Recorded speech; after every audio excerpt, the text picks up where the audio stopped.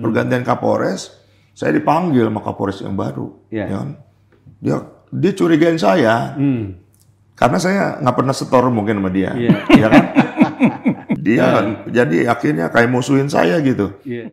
Orang mau masuk polisi, motivasinya adalah itu banyak kesempatan untuk bisa menjadi kaya lah. Benar. Kalau ada pemilik percuma lapor polisi, kalau gini kan cuma jadi bintang 1 gitu. Dari awal kan saya cita-cita bukan untuk jadi orang kaya ya. Saya nggak betul-betul, karena udah terbiasa kali saya yatim piatu kan, memang susah saya kan. Lagian saya nggak pantas menurut saya ya. Ini pribadi saya ya. Saya bilang nggak pantas seorang kita, polisi itu kan pelayan masyarakat, pelindung masyarakat. Kalau saya mendudukan saya itu posisi sebagai pelayan dari masyarakat. Pribadi saya bilang, kalau saya melebihi mereka gitu kan, gaya hidup saya ketika saya disumpah kan menjadi pelayan masyarakat itu. Saya sebagai pelayan, dia bos saya kok. Dia harus di atas saya dong, lebih kaya dari saya.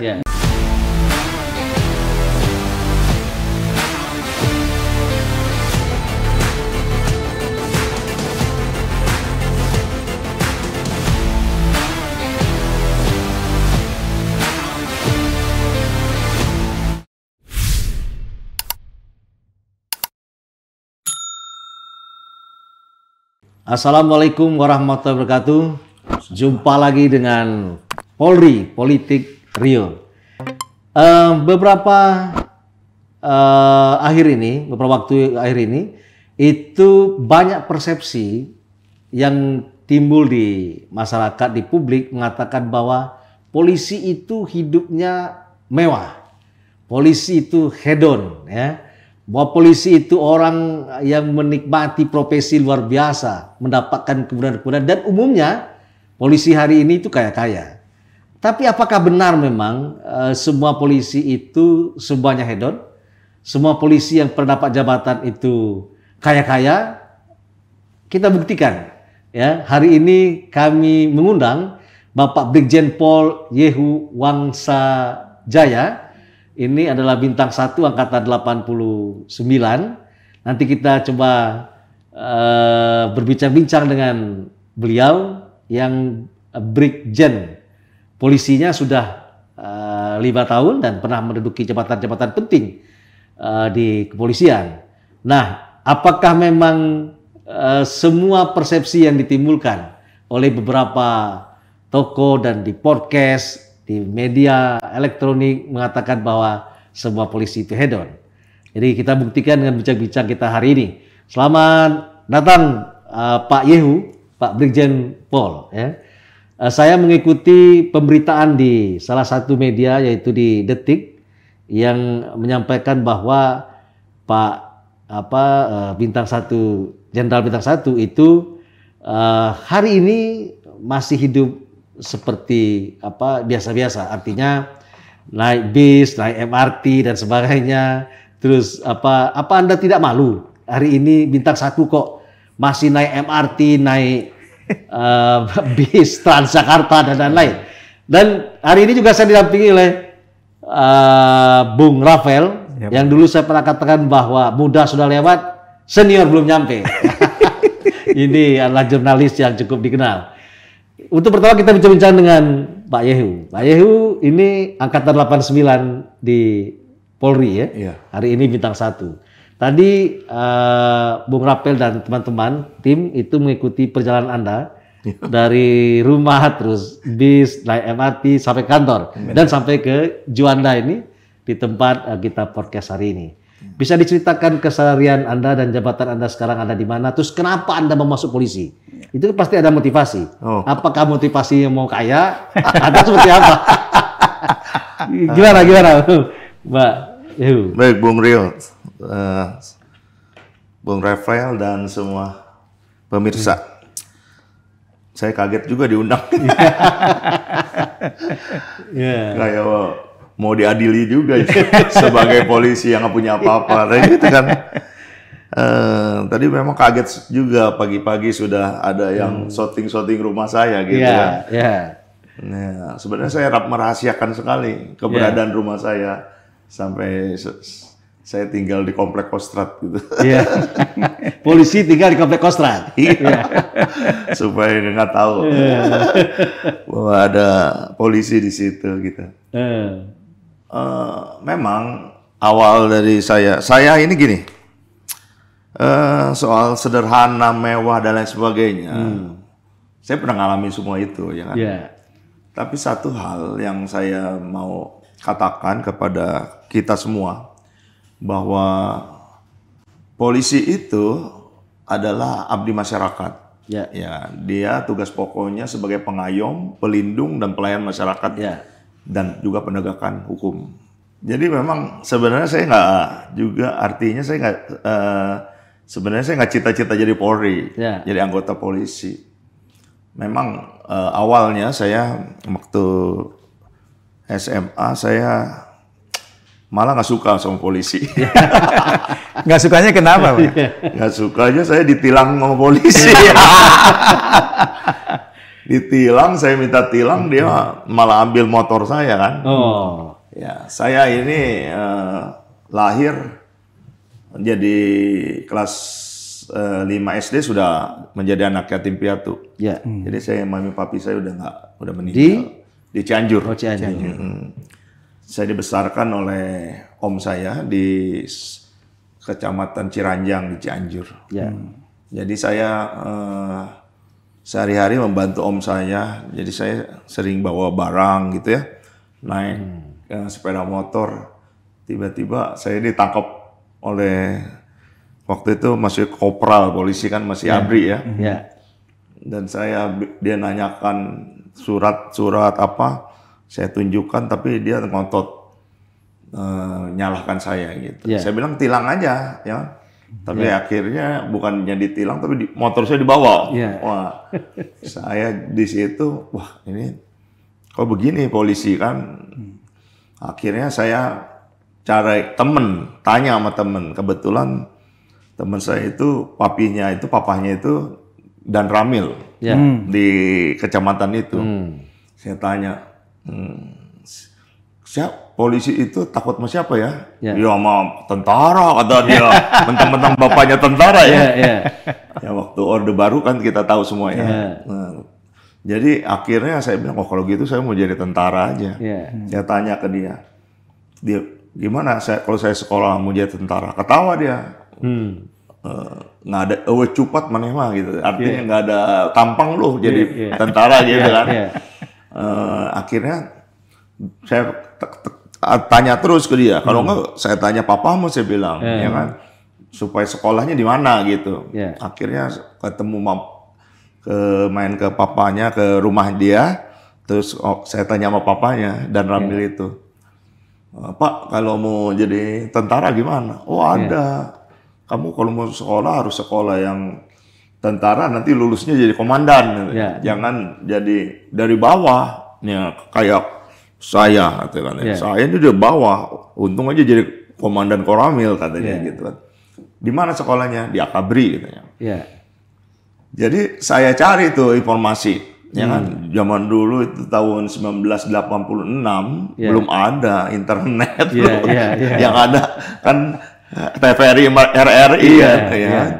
Koran juga ya ada ya koran mungkin. Nah sampai ketemu akhirnya ternyata anaknya Pak Dan Ramil ini teman saya ini, dia mau daftar juga rupanya. Jadi akhirnya saya ikut dia daftar akabri di Bandung. Nah, saya berjuang, akhirnya lolos di seleksi di Bandung, di panitia daerah, terus saya ke panitia pusat ke Magelang. Nah, di Magelang rupanya tesnya 4 matra. Ya kan? Matra pertama itu angkatan darat. Setelah tes, langsung yang ngetes saya bilang, kamu nggak cocok, katanya nggak bisa jadi tentara. Kenapa sih? Jantungmu lemah. Kenapa saya bisa lolos dari daerah kan?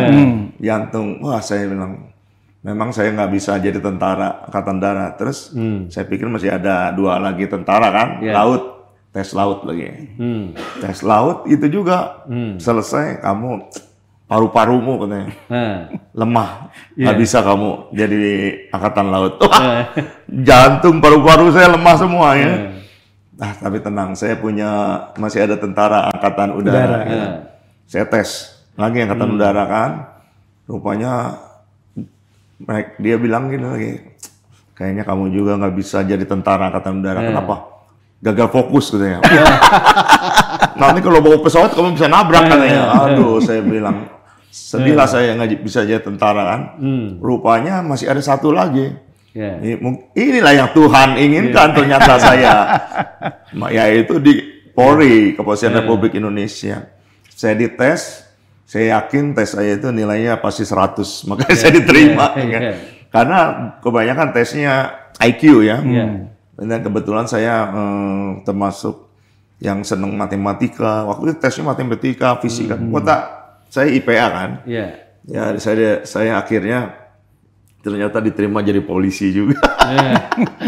Padahal saya nggak suka sama polisi. Motifnya dendam. Akhirnya harus jadi polisi. Apa yang harus saya lakukan Tuhan kan? Artinya ya kamu harus benahi. Jangan sampai lagi anggota polisi seperti itu. Ya kan? Seperti itu. Jadi akhirnya memang tujuan saya kan bukan jadi pejabat, jadi anggota polisi, jadi ABRI ya waktu itu. Nggak kepikiran saya harus pengen cari duit atau pengen jadi kaya raya, enggak. Karena saya nggak punya pandangan seperti itu. Yang jelas saya jalanin aja dan saya harus benahi lah. Bahwa polisi itu supaya tidak berikutnya orang tidak jadi korban akhirnya nggak suka sama polisi gitu kan. Seperti itu. Makanya ya sampai detik ini ya saya jadi polisi, ternyata salah satu kegagalan saya itu masih polisi yang pungli itu kan. Nah terus beberapa jabatan yang pernah dijabat oleh Pak Yehu, pernah jadi Kapolres. Saya pernah jadi Kapolres, pernah jadi Kapolsek. Yang menariknya Bang Da, beliau ini pernah jadi Kasat Lantas di Poltabes Medan. Artinya pengalamannya di masa lalu itu sebenarnya waktu untuk membenahi apa yang dilakukan pada saat itu. Apa nangkep motor juga? Saya jadi Kasat Lantas itu 3 kali. Pertama saya Kasat Lantas di Kalimantan Tengah ya, di Polres Kapuas. Kapuas. Yang memang Kasat Lantasnya kan saya bayangin Kasat Lantas itu yang dulu saya aja bikin SIM susah banget. Banyak yang bikin SIM. Terus perpanjangan STNK juga dulu yang om saya mobilnya saya perpanjang. Ngantri itu. Ini di Polres saya, Kuala Kapuas itu, kaget saya. Mobil sama jari saya lebih banyak jari saya. Pada saat itu? Iya, pada saat itu. Iya kan? Tahun 90 itu. Sepeda motor aja, ya dikit sekali. Karena semua di air. Kan, Kuala Kapuas itu. Memang di Kalimantan Tengah itu sungainya besar-besar kan. Jadi yang bikin SIM itu sebulan paling 5 orang, Tapi tiba-tiba Kapolres baru, ada pergantian Kapolres, saya dipanggil sama Kapolres yang baru, kan? Dia curigain saya, karena saya nggak pernah setor mungkin sama dia, ya kan? Kalau dia masih dengar terserah lah. Tapi ini kejujuran saya buka ya. Dia tanya, kamu mana ini tes itu apa SIM kok nggak ada laporan kamu? Apa yang saya laporkan Pak? Orang setiap bulan paling 5 orang saya bilang. Nggak percaya dia. Akhirnya dia bilang mulai besok saya yang ngetes katanya. Yang tes SIM saya. Oh ya silakan saya bilang. Ya kan? Itu Kapolres? Iya, kata dia, saya kan pernah Kapolres. Bukan di sini aja, dia bilang. Saya pernah Kapolres di Putus Sibau, di Kapuas juga, tapi Kalimantan Barat, namanya Kapuas juga. Itu ada, katanya, yang bikin SIM. Masa di sini nggak ada, katanya. Loh, Bapak sendiri lihat, orang motornya, jalannya aja cuma sekeliling sehari.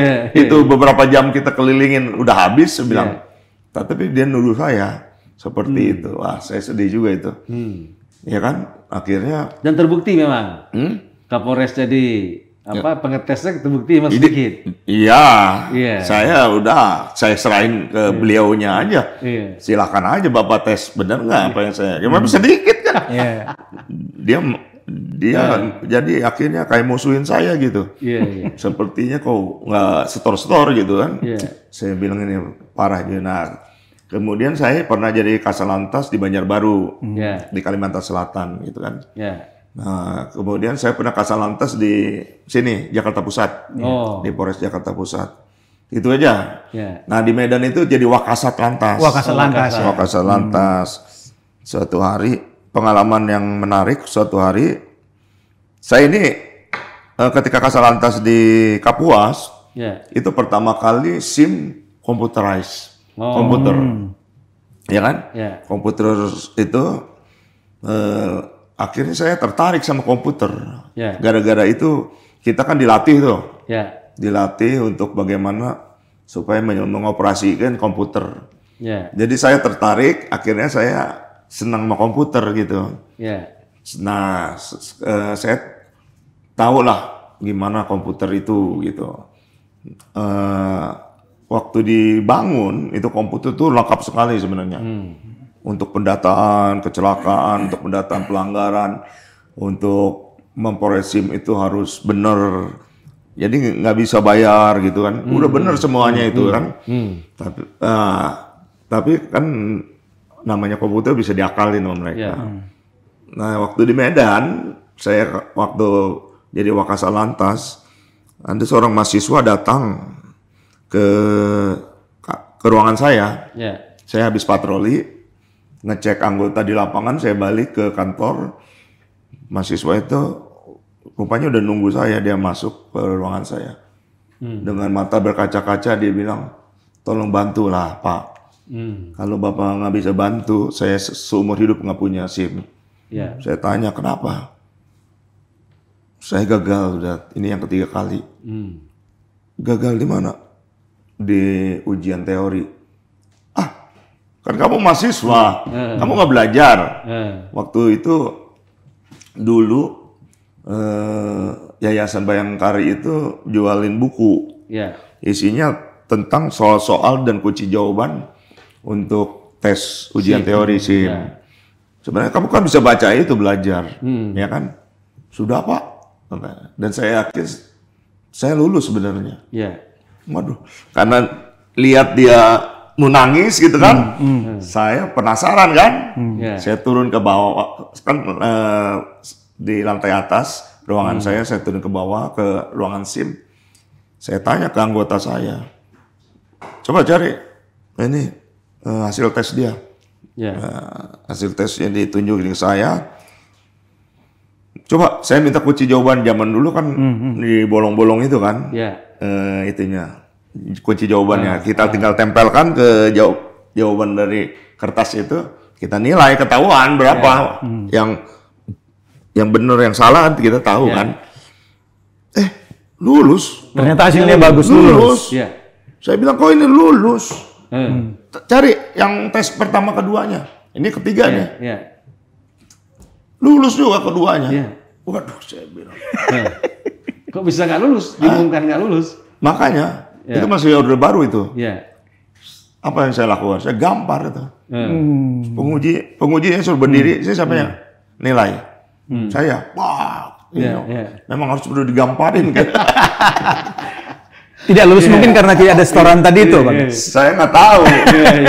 Kayaknya itu nggak ada yang itunya kali ya. Ya, saya akhirnya ngadep ke kasat saya. Saya bilang, Bang, kasatnya angkatan 87, saya 89. Bang, kita ini gini-gini saya ceritain. Oh, jadi apa solusinya? Kita bikin komputer aja. Computerized. Ujian teori SIM. Jadi nanti yang nilai komputer, saya bilang fair kan? Jangan kita jangan manusia lah. Petugas disalahin terus. Disangkanya kita pungli terus. Padahal kita nggak pernah makan uang pungli kan. Akhirnya disetujuin dan saya buat. Itu pertama kali di Indonesia saya buat komputerisasi ujian teori SIM di Medan, Poltabes Medan. Itu pertama kali saya buat itu di Polda Metro belum ada? Belum ada. Setelah itu Kadit Lantas waktu itu namanya. Bukan Dirlantas, tapi Kadit Lantas, Kabak Presiden datang. Kasih SIM-nya datang ke tempat saya. Dia studi banding untuk apa? Dia tanya gimana, bikinnya gimana gitu. Ya kan? Ya mereka jiplak, mereka bikin juga di Jakarta gitu. Itulah akhirnya Indonesia mengenal computerized dalam SIM itu. Betul. Oke. Terus setelah itu menjadi Kapolres. Enggak, setelah itu saya pindah, ditarik sama Mabes karena saya bisa bikin gitu. Waktu itu di Mabes belum ada computerized juga untuk personilnya, SDM itu. Jadi kami ternyata di situ udah ada tim AKBP waktu itu, AKBP Agus Dwianto, senior saya angkatan 77. Saya ditarik gabung dengan beliau untuk bangun namanya Riwayat Hidup Personil Polri. Komputerisasi komputerisasi personil Polri.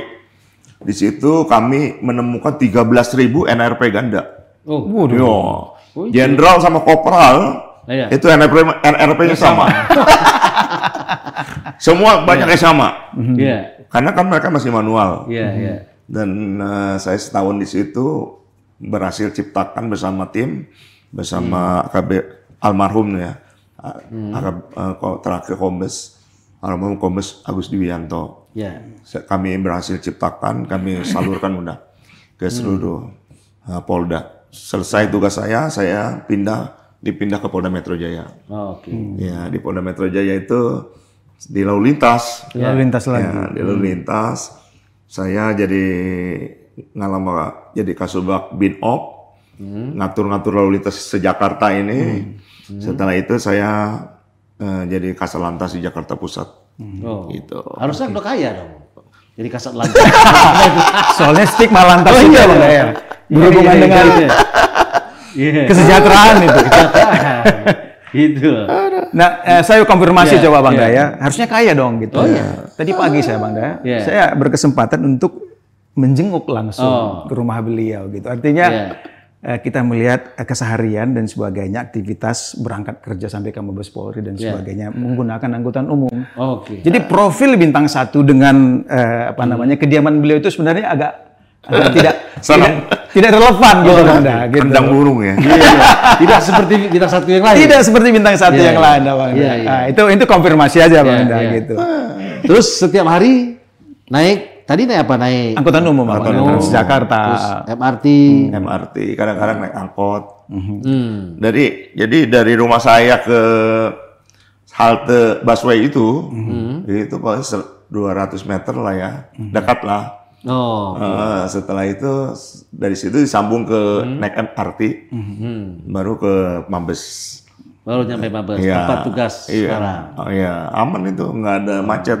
Iya kan? Tapi itu kan akhirnya membuat pelecehan terhadap bintang yang ada. Enggak, siapa yang dilecehkan?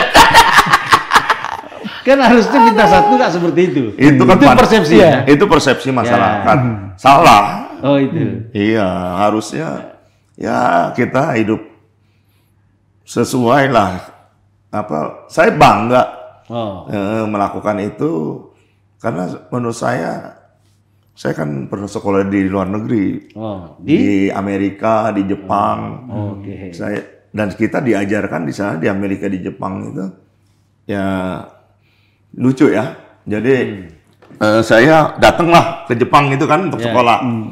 Masuk kampus, sampai kampus, hari ini katanya kita akan tour city, city tour, ya kan? Kita keliling kota, Fuchu, Tokyo, ya kan?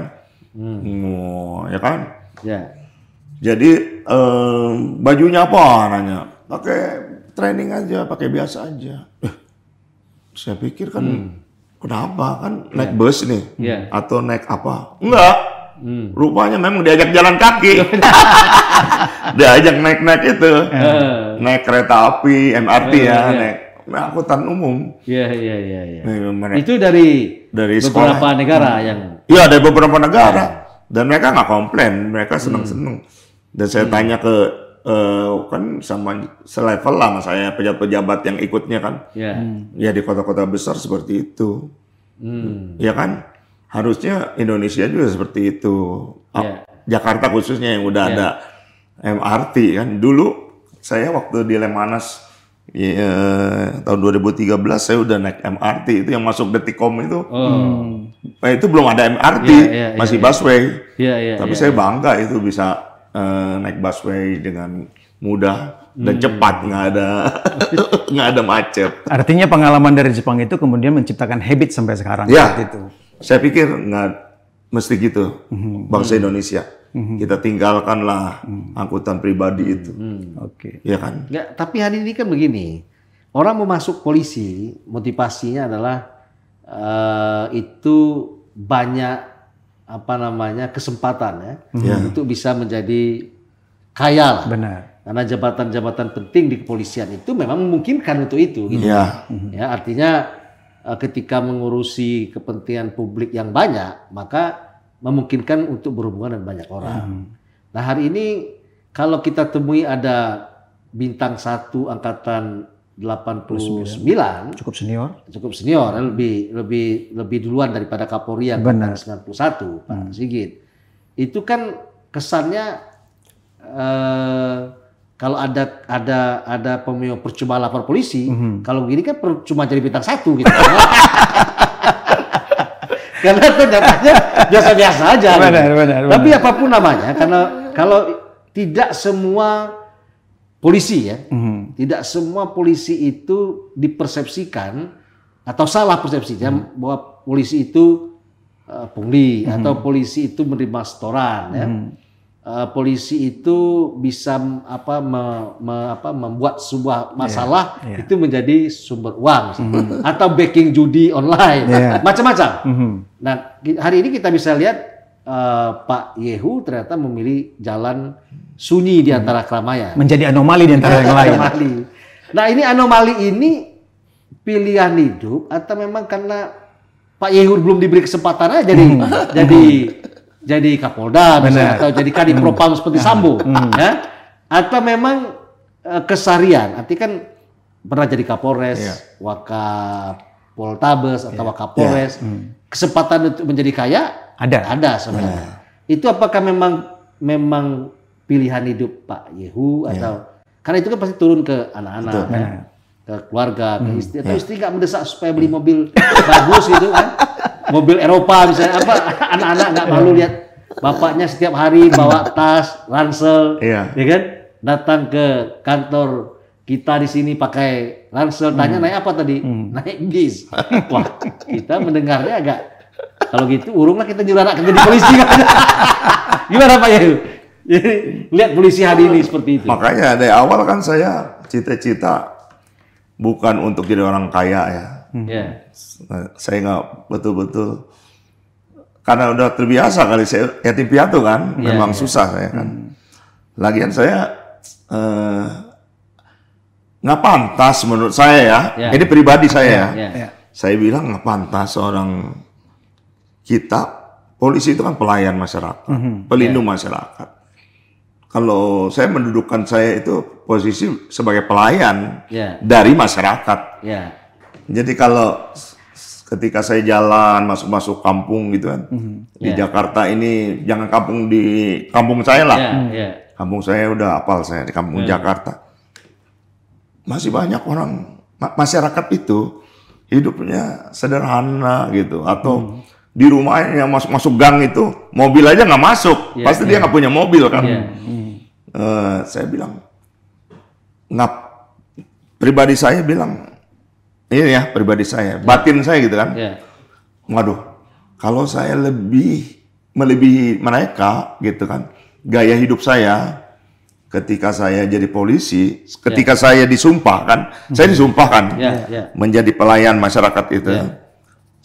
Saya sebagai pelayan, dia bos saya kok, dia masyarakat kan bos.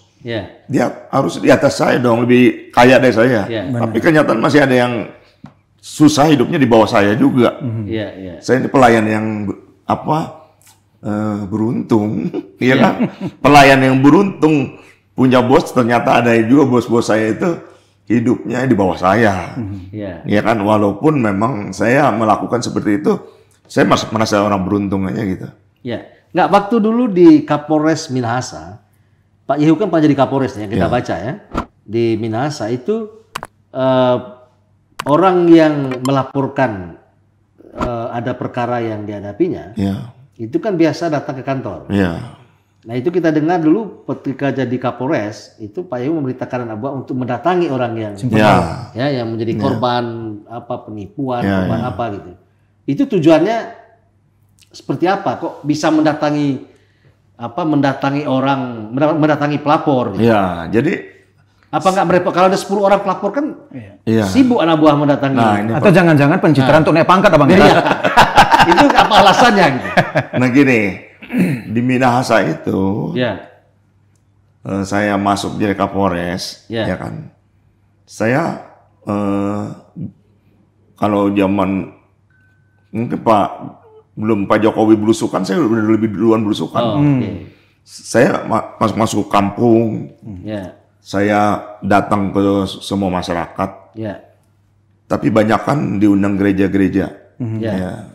Jadi saya masuk gereja-gereja, karena di sana kan mayoritas Kristen kan. Saya lihat kehidupan mereka kan jauh daripada beruntung dibandingkan saya. Jadi saya pikir kalau ada itu kejadian kejahatan, saya di sana mengaktifkan FKPM, Forum Komunikasi Polisi sama Masyarakat. Itu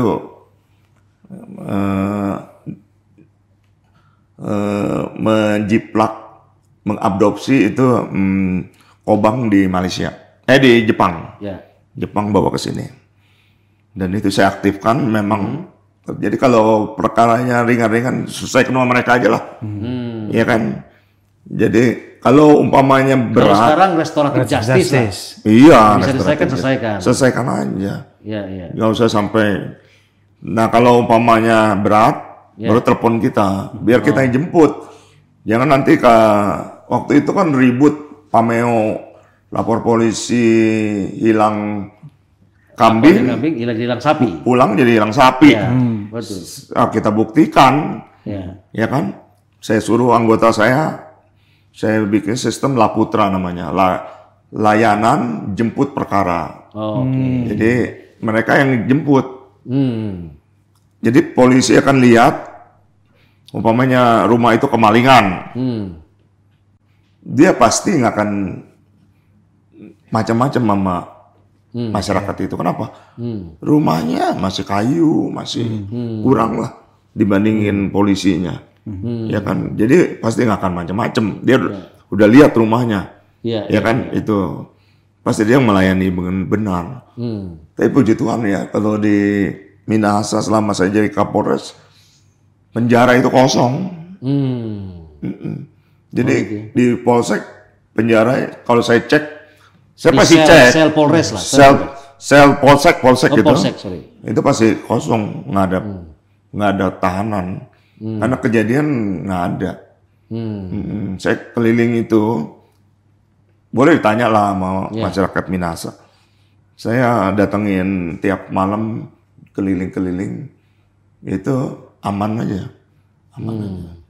Jadi antara polisi dengan masyarakat itu menyatu. Tidak takut sama polisi. Makanya saya bikin buku tuh, polisinya masyarakat gitu. Saya pernah tulis polisinya masyarakat. Jadi masyarakat dengan polisi itu harus bersatu. Ya kalau nggak bersatu, seneng penjahat. Apa yang Abang lakukan di Minahasa itu sebenarnya itu sudah jadi kebijakan secara institusi kah atau inisiatif pada saat itu? Memang institusi kan ada aturan itu. Harusnya sampai sekarang. Enggak, saya maksudnya arah saya ini bertanya itu kenapa yang lain tidak melakukan hal yang sama seperti itu? Ya saya nggak tahu. Jadi saya ciptakan di sana quick response. Adalah terdaftar di Muri. Dan kalau nggak percaya tanya Kapoldanya Pak Bekto Suprapto. Saya berhasil bersama Kapolres waktu itu, Pak Kapoltabes, Pak Bambang Sugeng, dan anggota saya banyak. Salah satunya sekarang jadi Kabak Binkar. Karo Binkar, bintang 1. Dia tahu lah bahwa saya berhasil menciptakan quick response time. Jadi kalau Bapak butuh bantuan polisi, telepon ke komando, di bawah versi Muri, di bawah 5 menit udah datang polisinya. Tapi memang target saya waktu itu 10 menit. 10 menit direspon. Saya pernah saya pernah lakukan itu di Kemayoran, zamannya Pak Makbul jadi Kapolda. Jadi Kapolsek. Waktu Kapolsek Kemayoran, Pak Makbul Kapolda. Kapolresnya Pak Sukarawadi Dahlan. Saya bangun comment center di Polres. Jadi masyarakat telepon ke Polres atau telepon 911 radio. Di situ 15 menit pasti nyampe polisi. Dia pasti apa yang perlu saya bantu. Personilnya cukup untuk mendatangi. Cukup. Nah ini rahasia. Saya nggak ungkap di sini. Kenapa bisa cepat seperti itu? Itu rahasia. Karena sampai detik ini polisi-polisi juga nggak nanya saya. Saya dapat penghargaan dari Ikatan Ahli Informatika Indonesia. Saya dikasih penghargaan sebagai yang pertama dan satu-satunya di Indonesia sampai saat ini ya. Itu penghargaan itu tahun lalu. Sampai saat ini Jenderal atau Pati Polri ya. Perwira Tinggi Polri yang bergelar Master Komputer.